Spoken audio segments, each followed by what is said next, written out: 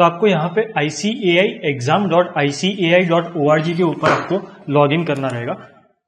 ICAI-exam.ICAI.org आपकी screen के ऊपर वो वेबसाइट ओपन दिख रही है आपको। इसका जो लिंक है वो भी आपको डिस्क्रिप्शन में प्रोवाइड किया जाएगा ताकि आपको कोई भी दिक्कत ना हो। ICAI-exam.ICAI.org के ऊपर जाने के बाद आपको इस तरीके से एक स्क्रीन नजर आएगी। तो स्क्रीन के अंदर आपको यहाँ पे लॉगिन या रजिस्टर वाला एक ऑप्शन है, वहां पे क्लिक करना है। उसमें जो पुराने वाले स्टूडेंट्स हैं उनके पास ऑलरेडी लॉगिन आईडी और पासवर्ड होगा, तो उनको यहाँ पे वही लॉगिन आईडी और पासवर्ड डाल के लॉगिन करना है। और जो नए वाले स्टूडेंट्स हैं जो फर्स्ट टाइम अपीयर हो रहे हैं सीए फाउंडेशन के अंदर, उन लोगों को न्यू यूजर रजिस्टर हियर जो लिखा है वहां पे क्लिक करना रहेगा। तो यहाँ पे न्यू यूजर रजिस्टर हियर पे कौन लोग क्लिक करेंगे? जो नवंबर 2020 में फर्स्ट टाइम सीए फाउंडेशन की एग्जाम दे रहे हैं।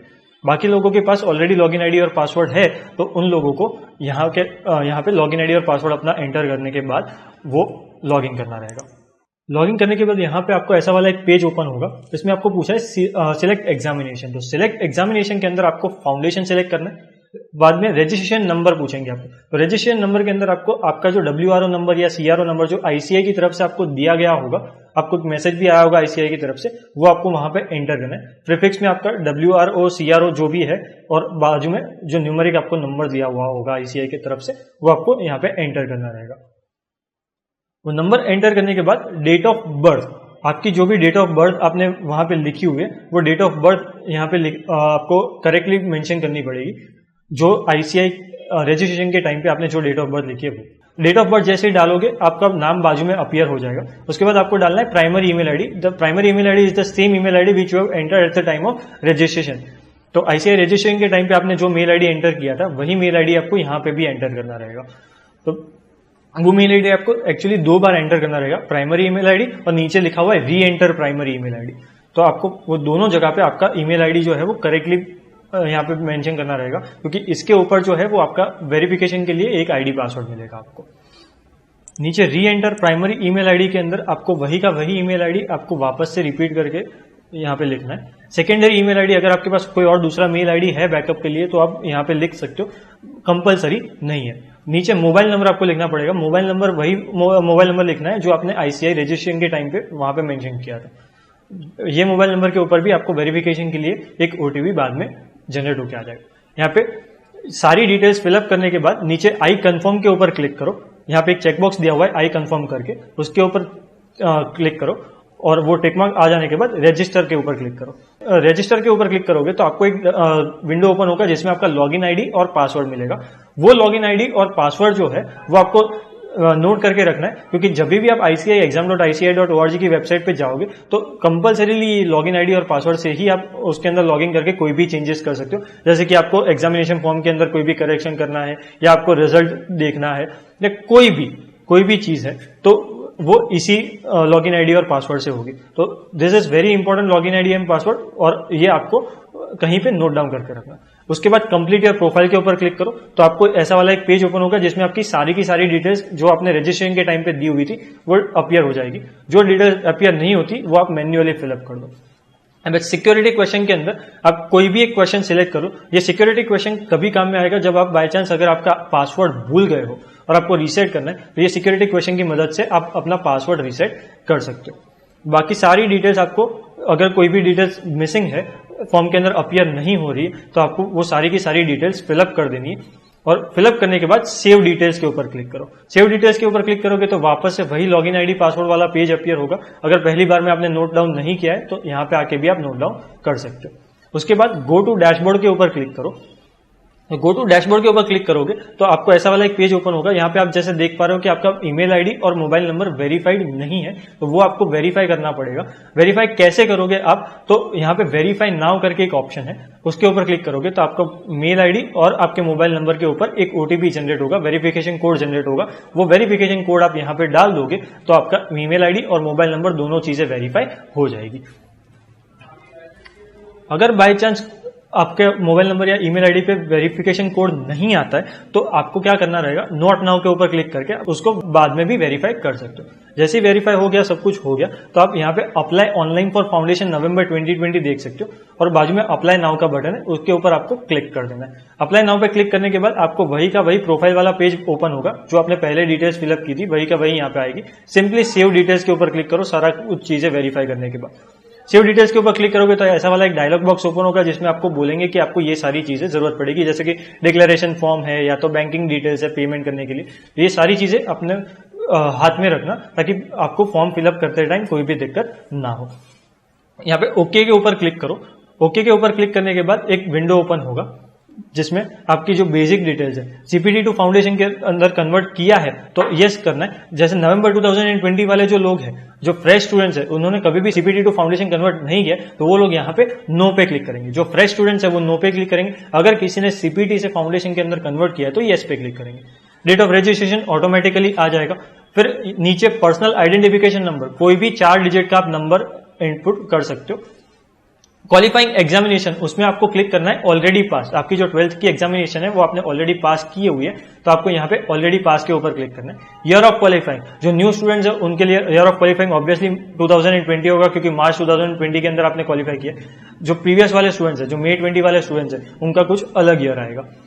तो यहाँ पे आपने जिस भी ईयर के अंदर आपने एग्जाम दी है वो ईयर मेंशन करना है। नीचे रोल नंबर, रोल नंबर मतलब आपका जो सीट नंबर, उसमें आपको जो अल्फाबेट है वो नहीं लिखना है, सिर्फ न्यूमेरिक नंबर्स लिखना है।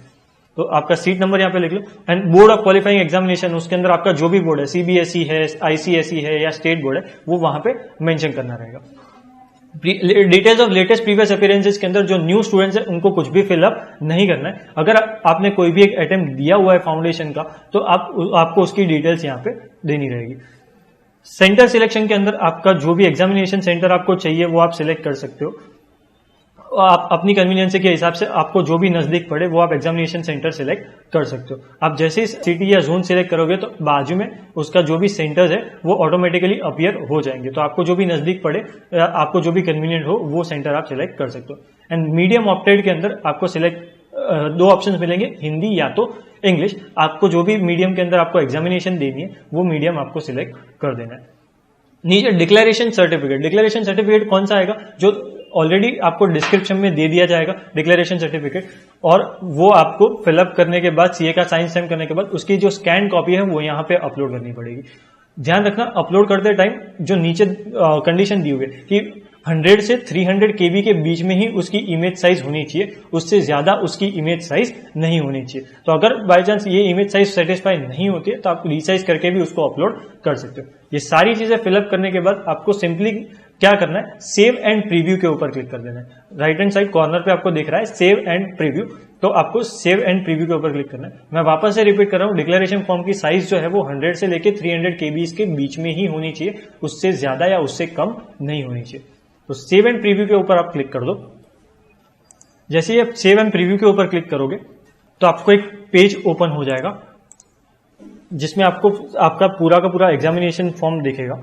तो आपको सिंपली ये सारी चीजें वेरीफाई कर लेनी है कि सारी चीजें सही है या नहीं है। आपने जो एग्जाम सेंटर सिलेक्ट किया हुआ है या आपका जो नाम है, डेट ऑफ बर्थ है, वो सारी की सारी चीजें यहाँ पे मेंशन की होगी।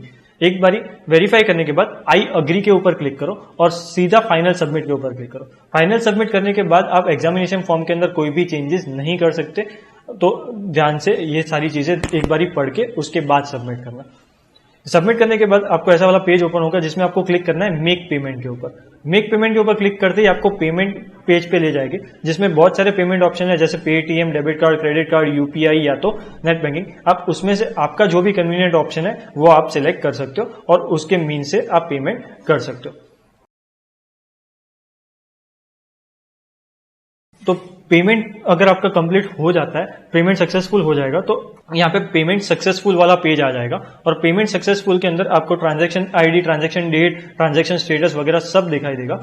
तो ये पेज का आप स्क्रीनशॉट भी ले सकते हो रेफरेंस के लिए कि आपका पेमेंट सक्सेसफुल हो चुका है। ये पेज आ गया मतलब आपका जो एग्जामिनेशन फॉर्म है वो सक्सेसफुली फिलअप हो चुका है। आपको सिंपली ये एग्जामिनेशन फॉर्म की एक कॉपी अपने पास रेफरेंस के लिए रखनी है। वो कॉपी आपको कहां से मिलेगी, तो नीचे डाउनलोड पीडीएफ करके एक ऑप्शन है, उसके ऊपर आप क्लिक करोगे तो एक पीडीएफ जनरेट होगी जो आपके पीसी या लैपटॉप के अंदर डाउनलोड हो जाएगी। तो और आपका एग्जामिनेशन फॉर्म कुछ इस तरीके से आपको नजर आएगा। इसकी एक कॉपी आप ले सकते हो। आप जैसे यहाँ पे देख पा रहे हो कि इस एग्जामिनेशन फॉर्म के अंदर जो फोटो और सिग्नेचर ऑफ द कैंडिडेट है वो अपीयर नहीं हो रहा है। तो इस केस के अंदर आपको क्या करना पड़ेगा, मैन्युअली आपके जो 2 फोटोग्राफ्स है, आपकी सिग्नेचर है, पेरेंट्स के सिग्नेचर है, वो मैन्युअली आपको यहाँ पे करके उसके बाद सीए का साइन और स्टैम्प करवा के आईसीआई सेंटर के पे जाके आपको ये फॉर्म मैन्युअली सबमिट करना पड़ेगा। अगर ऑटोमेटिकली यहाँ पे फोटो और साइन आ जाता है तो आपको मैन्युअली सबमिट करवाने की कोई जरूरत नहीं है। लेकिन इस केस के अंदर जहाँ पे फोटो और साइन आपका नहीं आया है तो आपको ये मैन्युअली